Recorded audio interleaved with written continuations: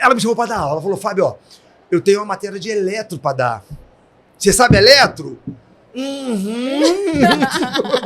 Sabia nada de eletro. Sabia nada de eletro. Eu queria dar aula. E o exército não me dava a oportunidade de trabalhar. E aí, me deu a matéria. Ela falou, Fábio, tem uma professora lá que ela não está fazendo um bom trabalho. Então eu vou te colocar lá para meio que forçar ela a fazer um bom trabalho, tipo uma sombra, né? Ameaça, né? E aí, beleza. E aí, o que eu fiz? Cara, peguei meu material da faculdade, comprei livro, peguei material com um, com o outro e preparei uma apostila. E aí, nessa época, eu era solteiro. Então, eu trabalhava no quartel. Peraí, antes tem um parênteses. Primeiro eu servi 5 anos na tropa, sem ter tempo de fazer nada. E aí me formei em fisioterapia, porque aí eu estava na faculdade, terminei a faculdade e consegui uma transferência para o Hospital Central do Exército. E aí eu era sargento de infantaria. Hoje eu sou subtenente de infantaria. E aí cheguei lá no quartel, no hospital de infantaria. Falei, vou para fisioterapia. Não. Me mandaram para a contadoria porque eu era de infantaria. E aí fiquei lá na contadoria, trabalhando. E aí eu ia lá na fisioterapia. E aí, cara, como é que tá?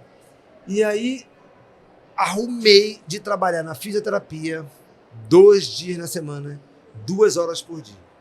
Feliz da vida. Vou lá pra fisioterapia. E aí, cara, eu sempre fui um cara aplicado. E comecei a fazer um trabalho bom pra caramba, porque na fisioterapia tinha uns fisioterapeutas mais antigos e um monte de técnico de fisioterapia. Então, o meu nível tava acima. Cara, fiz um ótimo trabalho. O pessoal falou, caramba, esse cara tem que vir pra cá, tem que vir pra cá. Aí o chefe falou com o outro chefe, cara, precisa daquele cara lá, o cara é de fisioterapia, mas ele é fisioterapeuta, é de bom padrão e tal. E aí ficou a promessa de quando viesse um cara da fronteira, ele iria para o meu lugar na contadoria e eu ia pra fisioterapia. E aí ele veio. Veio o cara, eu fui pra fisioterapia, feliz da vida, e comecei a fazer um bom trabalho lá. Aí nesse meio tempo eu comecei a pós-graduação de acupuntura, que eu conheci a moça.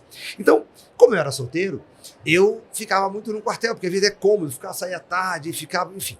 E eu não tinha computador na época. Aí eu usava o computador do hospital para preparar a minha aula.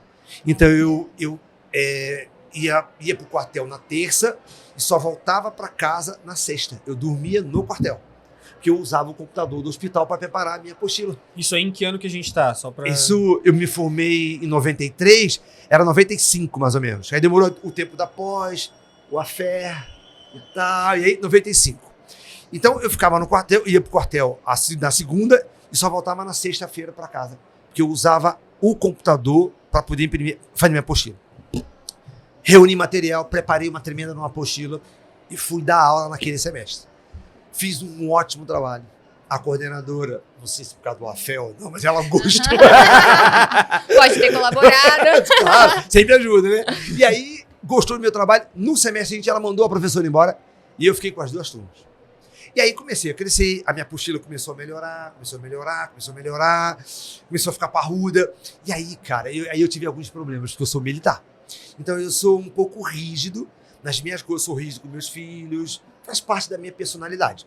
E aí eu comecei a cobrar dos alunos, meio que tipo um quartelzinho. Porque assim, poxa, eu ralava pra caramba, preparava uma apostila top, estudava pra caramba, chegava em sala de aula com conteúdo, mandava conteúdo.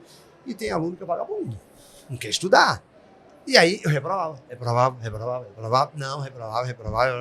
Aí aluno, em época de prova, aluno desmaiava, aluno com diarreia, aluno sofrendo. E aí ia reclamar com a coordenadora, mas a coordenadora era aquela. Ô, Fábio, tá vendo como? Tão querido, gosto tanto do Fábio. Pô, Fábio, segura a onda, pega leve e tal. E aí, assim, eu tive que, sabe quando você é jovem, você faz muita merda, né? Então, assim, eu dei alguns burros em ponta de faca, mas aí fui aprendendo aos poucos. Fui vendo que a minha vida fora do quartel, ela tinha que ser uma vida fora do quartel.